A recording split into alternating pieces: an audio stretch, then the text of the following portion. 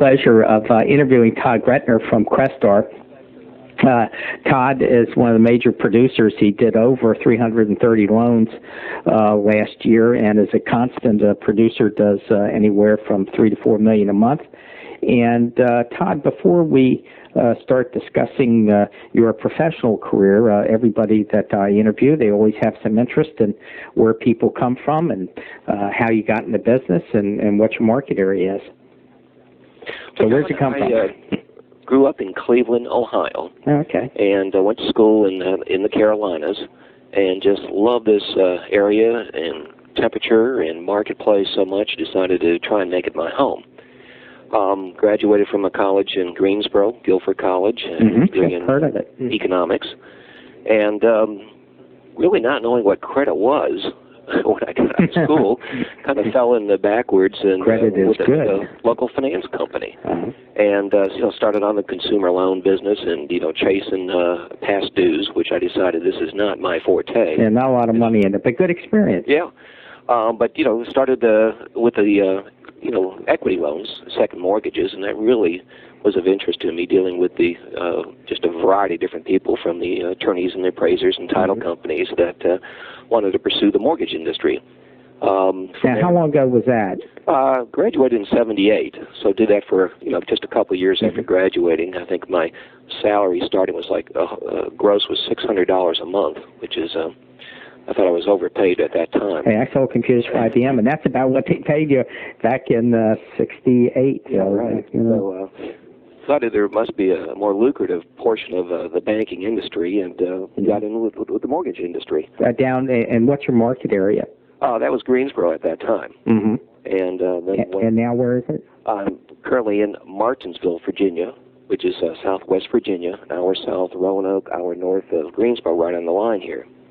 And our county has 40,000 people. The city that I do lending in has approximately 17,000 people.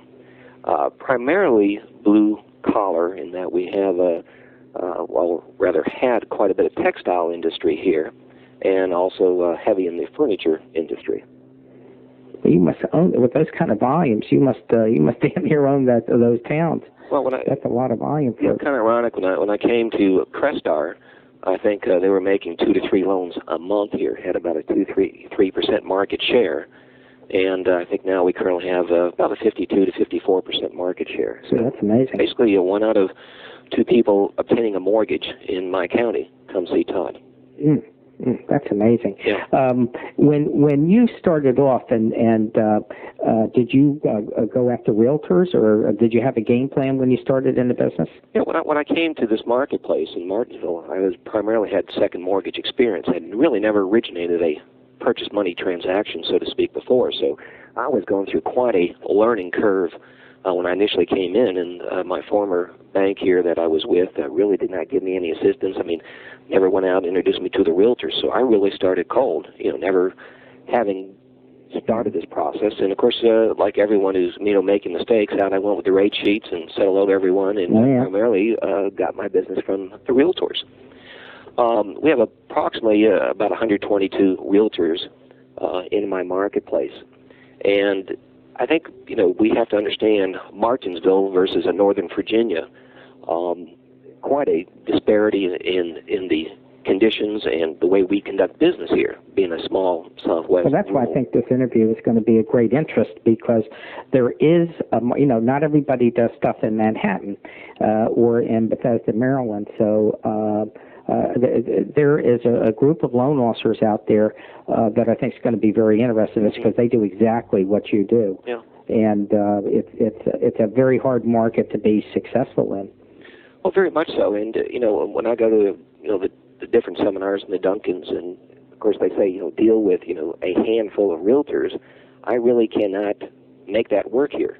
Well, I deal with all 120 now. Of course, 40% are full timers, and of course 10%, they all say, are doing 90% of the business.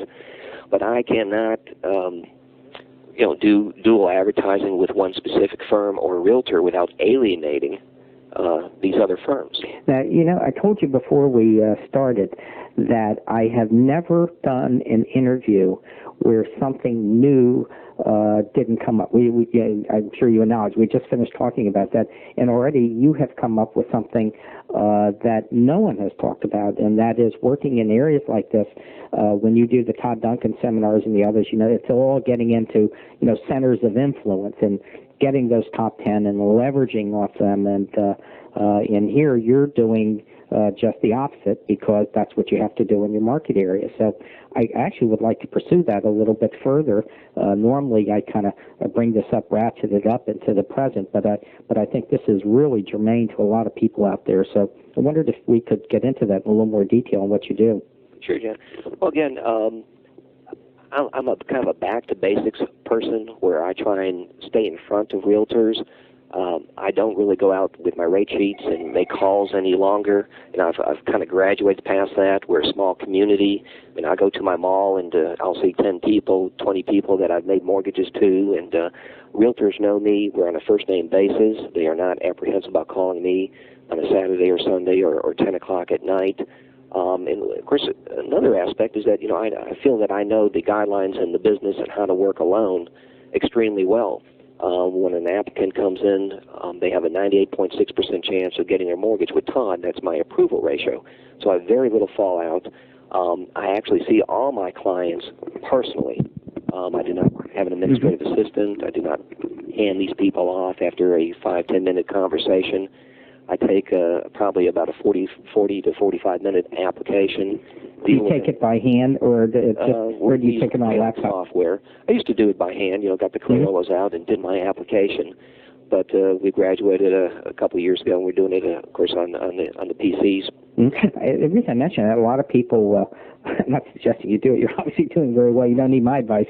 But I know there's a segment out there that will actually take them by hand, just because they want that interaction as they sit and write and talk. I think that's very important. I actually turn my PC screen around to my clients across the desk so they can follow, or give them a 1003 so they can look at it and kind of anticipate your next question. I think is important. That's a nice tip. But to me, I think it's extremely important that the LO handles the application and kind of sees the light at the end of the tunnel. Is how is this transaction going to work and get it to the closing table?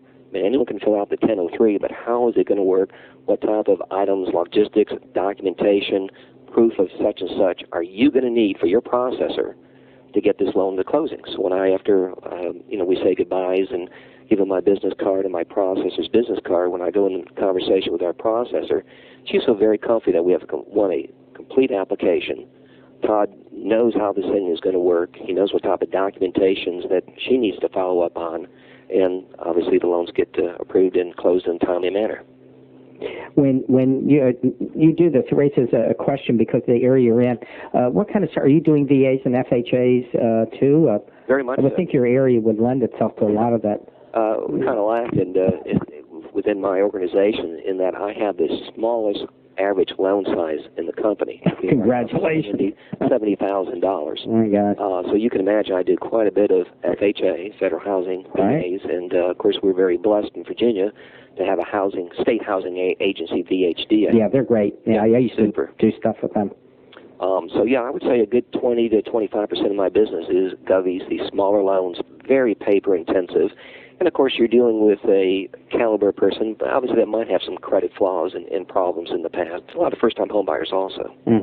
What would be your advice for loan officers that are maybe not starting out today, maybe have 3, 4, 5 months experience, that are working in your environment as far as getting started? Because you and I both know that the way business was conducted 10, 12, 15 years ago, it's really kind of radically different. The market really has shifted. Well, I think they first off got to know their products and programs inside and out. They're going to have to be able to visualize how a particular transaction should work and what items and steps are necessary to bring it to the closing table. So knowing your guidelines, your P&Ps, your requirements, I think is the very first basic step.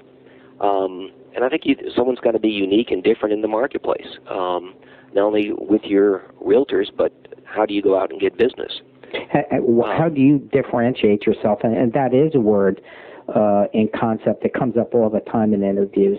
There is a single thread that goes through every interview that I do, and that's the getting to know people intimately, and that thread does go through, but you also have to differentiate yourself. So could you give me some specific examples of what you do? Well, I developed a little niche, in our marketplace that I was the, FHA expert. And anytime you had a Govy loan, FHA, VA, or Virginia housing, Todd had a clear path and very knowledgeable how this is going to work. Realtors call frequently. How should I write my contracts? What do we need to negotiate? That type of thing. Mm-hmm. And that may, again, this is not something that may work in a Northern Virginia climate. And something that I am just emphatic about is working on the referral relationship with my clients. Because I know these FHA buyers now are going to be step-up buyers in hopefully 5 to 6 years. So I make it a point, John, at application time after we've pretty much worked through our paperwork and had everything signed and asked if there's any other questions. And after, obviously, they say no, I look them straight in the eye and I tell them that I need their help.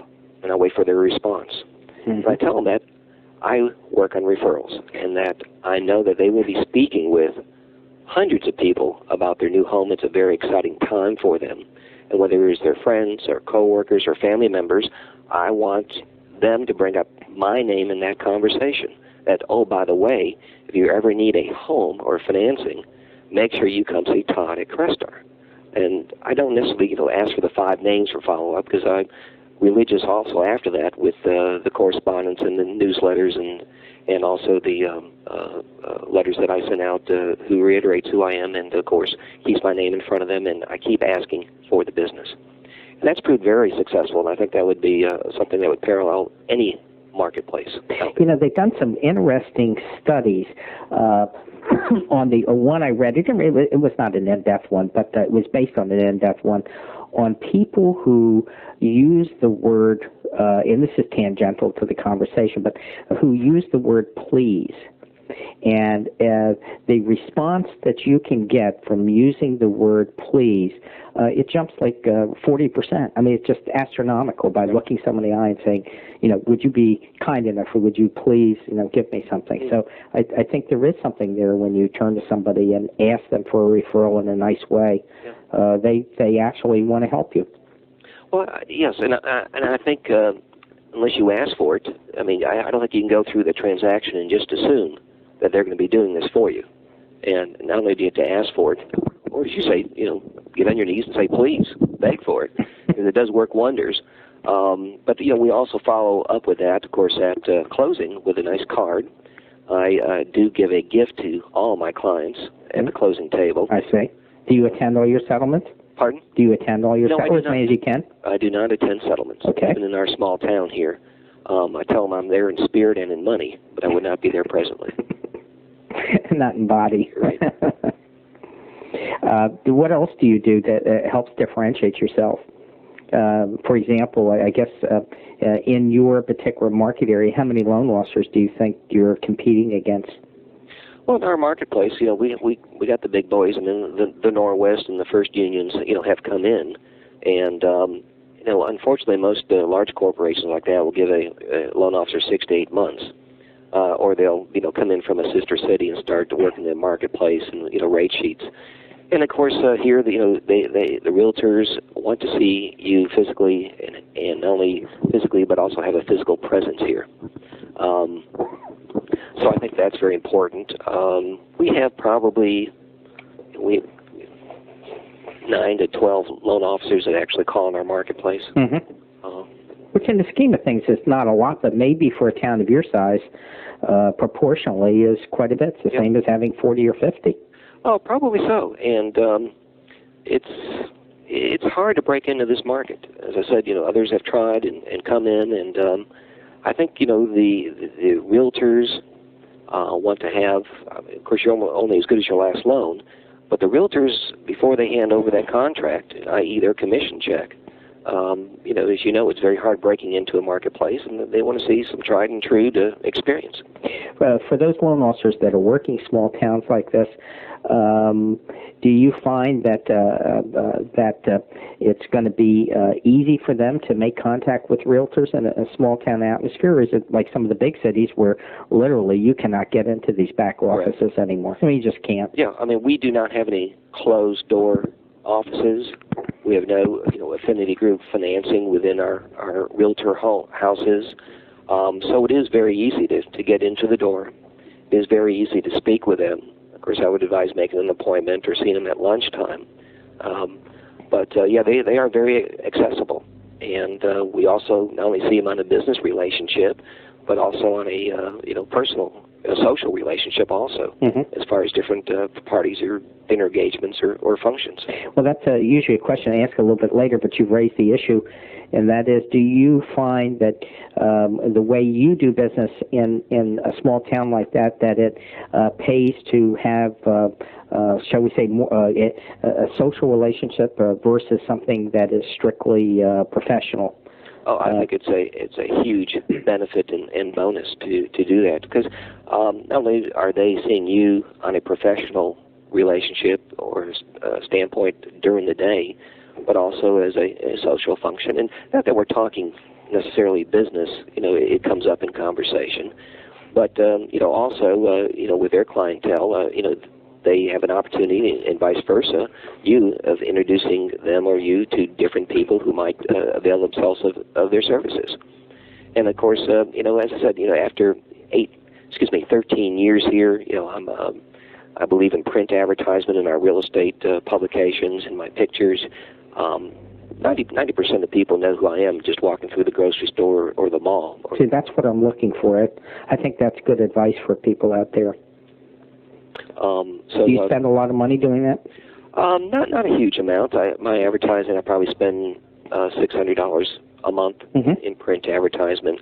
Not a big believer in newspaper, because I think you need a lot of redundancy to see a specific 2x4-inch ad. But my real estate book is an example. My real estate publication is called Real Estate Review. As you open the front page, I'm on the right-hand side, so that's really your first position your eyes go to each and every time as you open a book or a magazine. You look at the right-hand inside page. That's right. It's a all normal. the publications I'm in, even up at the Smith Mountain Lake, the same way. So that's my spot, and I'm a good advertiser. I tell people who call on me that this is my page. If you're interested in my business and I'm going to be a year-long customer with you, I need this slot, and I usually get it. Very interesting. You're right. There is a natural progression. They've proven that when someone opens it, that they look in that upper right-hand corner. Yep, and I take the whole page. They can't miss me. When you use this media advertising, do you do any what you and I might call direct advertising, where you're blanketing the town with mailers, anything like that? Well, believe it or not, I really did not have a database until a year ago, and I went back and bought some software, Mortgage Quest software, and had a young lady, hired her, and for 2 weeks, that's all she did was put literally 600, 800 loans, on the books. So I lost a lot of prior customers who I've obviously refinanced or redone, but I regret not doing it previously. And if you don't have a database, you're not sending out those mailers, that should be a priority with you. I'm glad to hear you say that, your mea culpas, because most of the people out there today are successful people like yourself. They are using ACT or Goldmine, or they're using some sort of a database. I said it too much in my interviews to repeat it very much here, but I couldn't live without my database. If I didn't have ACT, I wouldn't know what it'd fall apart. Well, I thought, being a little rural bird, that I didn't need it, and I was grossly wrong, and I wish I would have started it years ago, because it's just huge. That's good advice. What about I'd like to go back and talk about dealing with the realtors. What kind of relationships do you have with managers? How do you get around them? Do you have to develop relationships with them in a small town? and then please address some of the realtors now. I don't know if you have them where you are, the Long and Fosters and whatever, that have their own mortgage subs now. None of our firms, as I said, have a mortgage operation within their house, no affinity financing, anything along that line. We have two major players in town.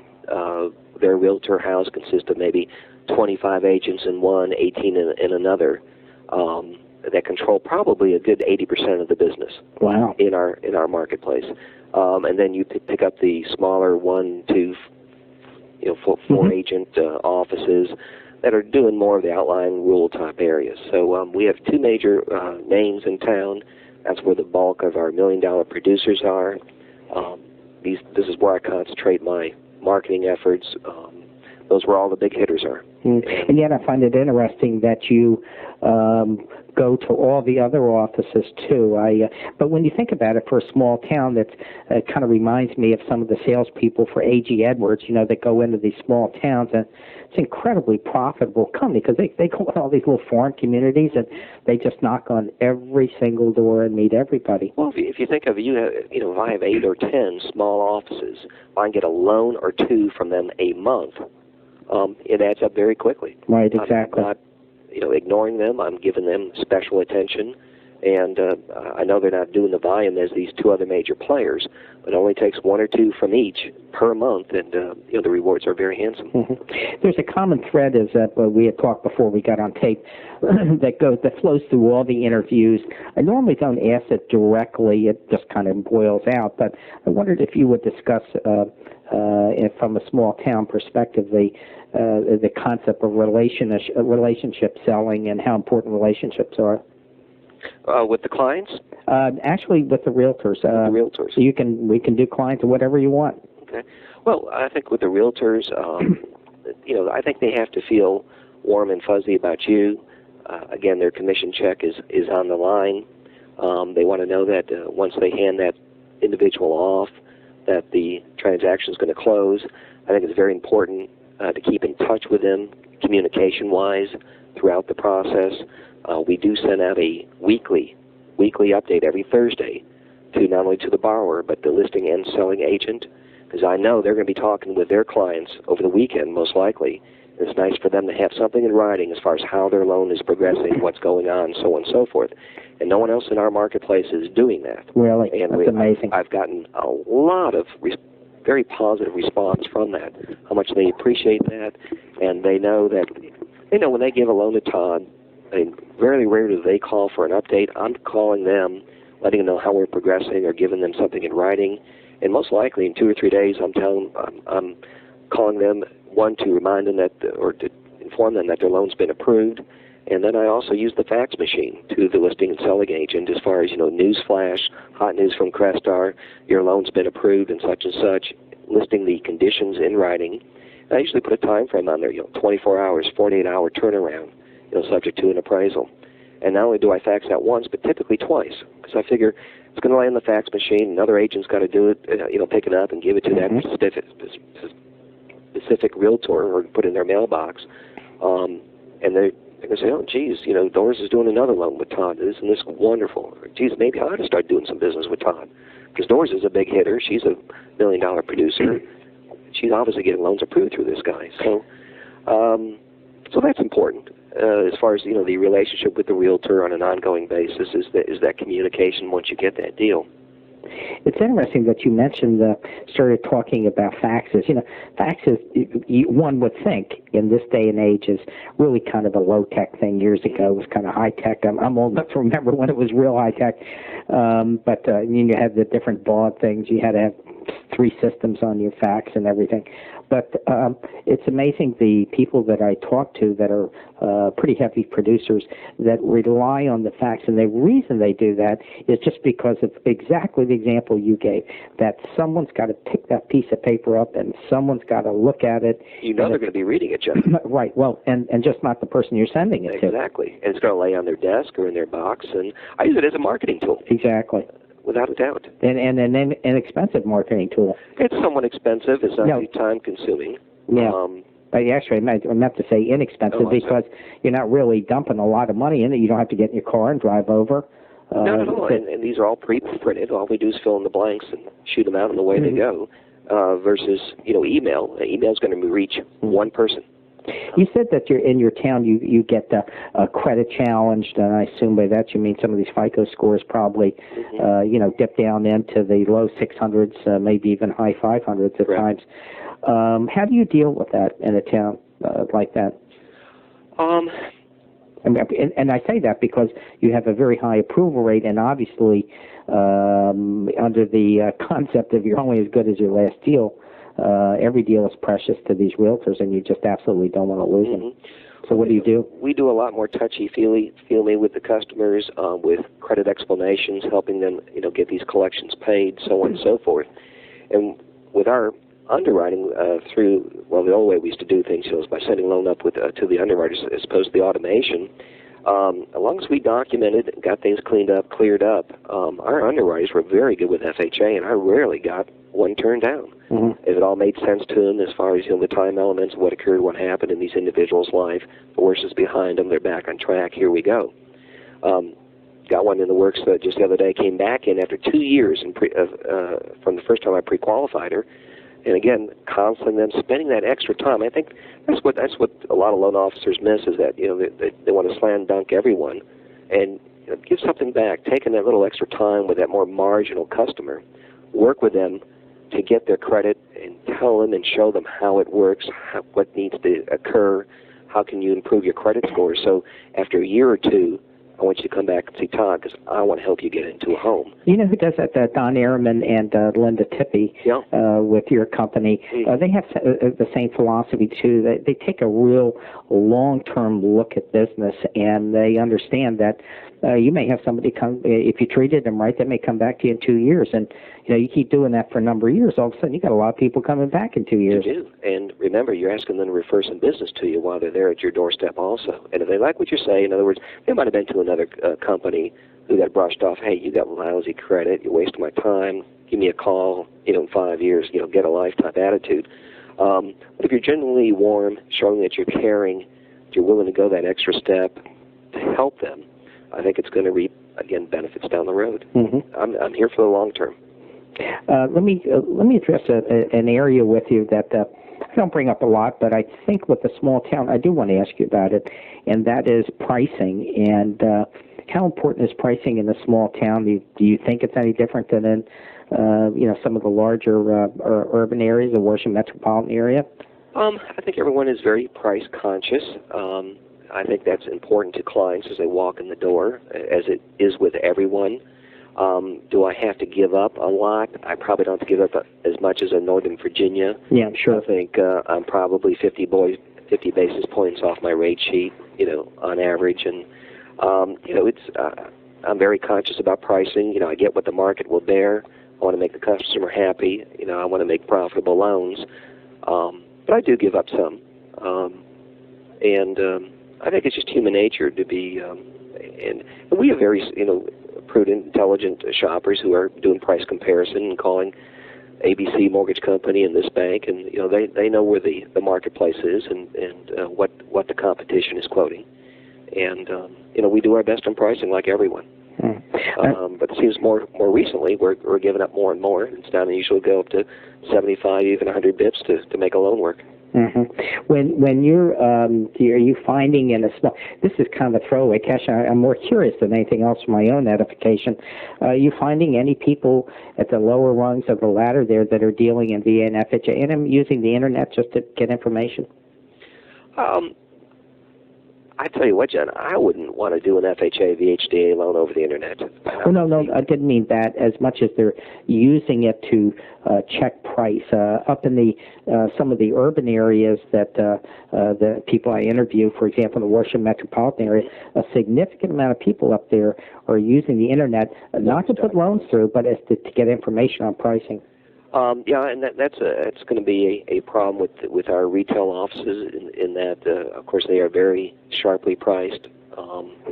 And I think I use a story or a scenario, as far as the evils of the internet, and you really don't know who you're dealing with, and it could be some fellow in their basement, yada yada yada. Of course, there's the Dytex and the Mortgage.coms out there, and their pricing is very very sharp.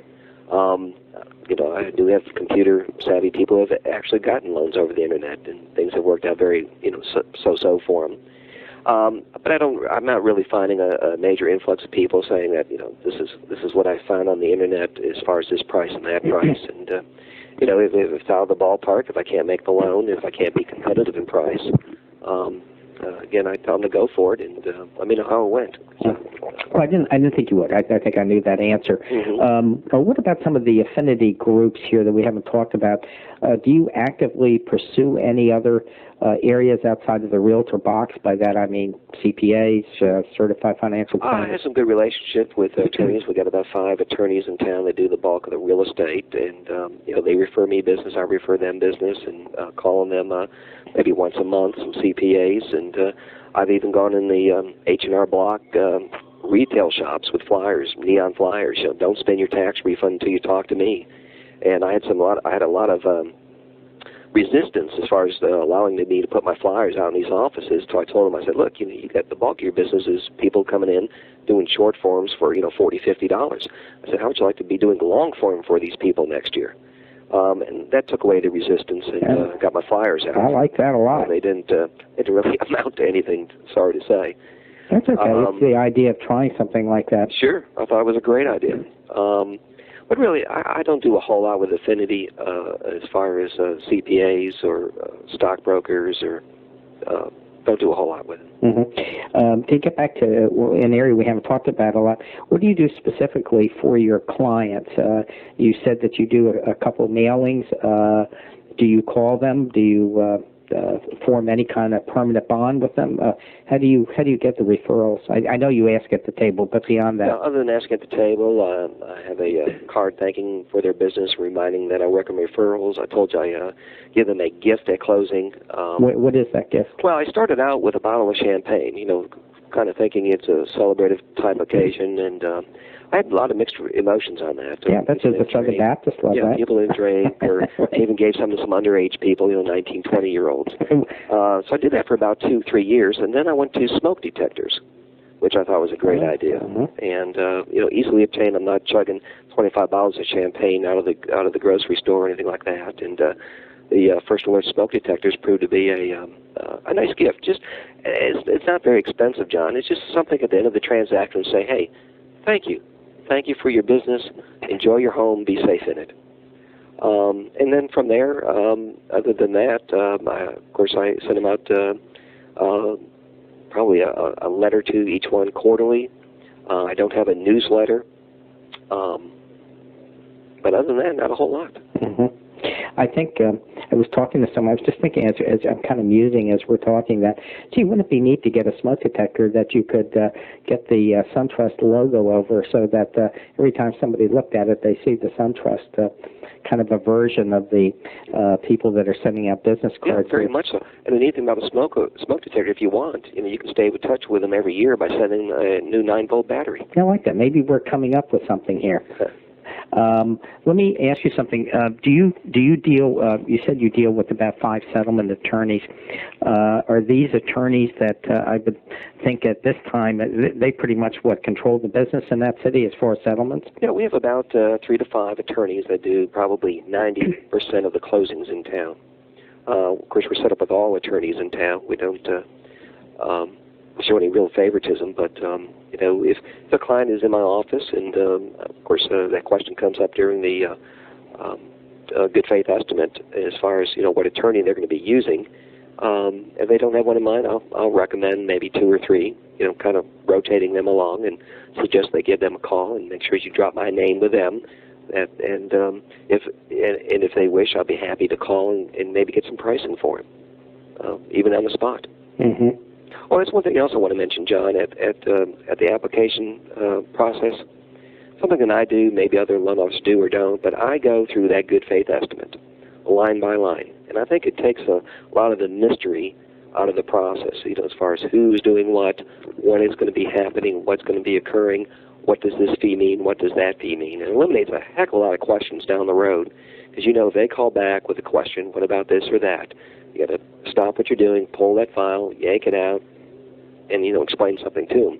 So I want to again make this transaction as crystal clear from the beginning going through that good faith line by line, and it does solve a lot of questions and closing hindrances down the road.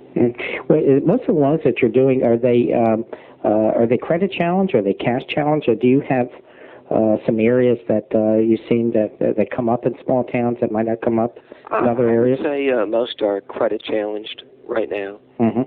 Does that mean you have to go govy? Pretty much in some. Yeah, if the credits are marginal and scoring in the 650, 620 range, we have to revert that over to typically FHA. Do you find that that's a hindrance? I mean, do you like dealing with FHA, or it's certainly a lot more paperwork? We can a little more paperwork. We're kind of used to it. We can put those through DU now. Usually get some good results. My pricing on it's a little better. I know I don't have to go as steep as on a conventional loan, and maybe dealing with a less savvy type customer also. Do you do things? I was talking to, I think it was Ed Navro, whatever. Do you do seminars for new home buyers, or anything out of the box, new homes, vacation property, whatever? Sure. And I've done seminars, first-time home buying seminars before, and just never seemed to click with them. Where I'd get 7 people there.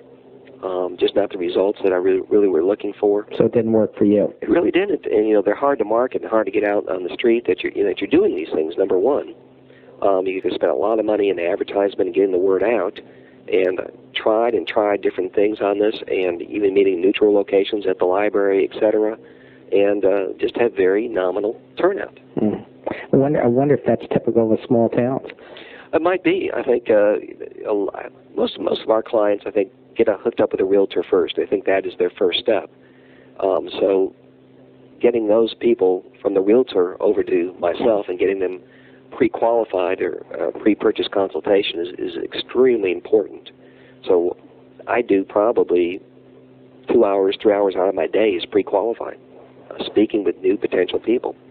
And, of course, supporting the realtor that they're working with and making sure that that individual gets back to that same realtor. And generally, I call them on the spot. Hey, I just qualified John and Mary here. They look absolutely great. They're qualified for X amount of dollars. I have them here in my office. Would you like me to send them by, or is there anything that you need from them, or would you like to speak with them? So I try to make that a point to call them while they're here and get them back with that appropriate realtor who referred them to me in the beginning. Do you give a lot of loans the other way around? Do you find that you're in a position at times to give loans to realtors? Because you are getting referrals. I tried that before, John, and I thought that was a great concept. Not only, am I going to do the bulk of the business here, but now I'm going to start referring loans. And it's always 90% of the time it's backfired on me, where I'll refer John and Mary out to Realtor A. Yeah, the word gets out, right? Only to get a call from Realtor X. Yeah. What? You dirty S&D. This was my client. Well, I asked them 5 times, are you working with anyone? And they said no. I wonder if in a larger environment, urban, it's a little easier to get away with that, Yeah. They don't take it so personal. Yeah. Well, if you referred it to Realtor A, why didn't you refer it to me? Right, exactly. You get that type of thing. So I try not to do that any longer. It's just I got burned on it one too many times. Do you have the typical people that are coming into your town? Are these active, growing towns? What is the demographics of a small town? Recently, it's been just the opposite. People are leaving. We had, I told you earlier, have a heavy concentration of textile. The Tall Tex, which was a Fortune 500 company. So you're down on the North Carolina line, heading towards Raleigh on 95? Just north of Greensboro, 220. Okay. Right on the line. But we had a good part of our marketplace consisting of textile, with the Tall Tex and the Hamco and the Pluma and the Sara Lee, et cetera. And we literally have no textile here in town any longer. And this is, I think, a direct affiliation because of NAFTA. That's sure. Finding those sewing jobs down south. Yeah. So we have no textile. And we have the highest, highest unemployment in Virginia. I don't know if that's a goal or accomplishment or something we should be praised about, but we're running 20% in the city right now, unemployment, presently.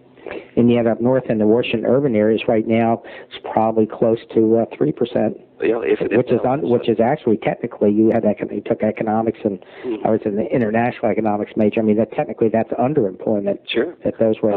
Roanoke City at 1.7. It's just incredible. But that has slowed the flow of applications, of course, and trying to react accordingly with it. Do you find, though, that maybe in some of these small towns are enjoying a rebirth? I know some of the old mill towns up in Massachusetts, made just enormous strides in attracting some high-tech industry just because of some of the labor rates.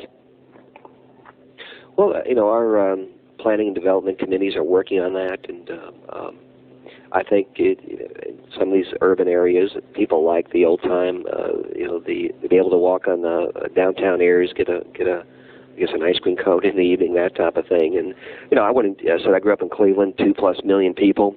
I don't think I'd want to go back for the world. I enjoy my lifestyle here. I enjoy, commuting my 3.5 miles to work, going through 4 stoplights. They're all on green. That's rush hour. So I think there's a balance between the urban environment and the quality of life that I think I have here for myself and my family.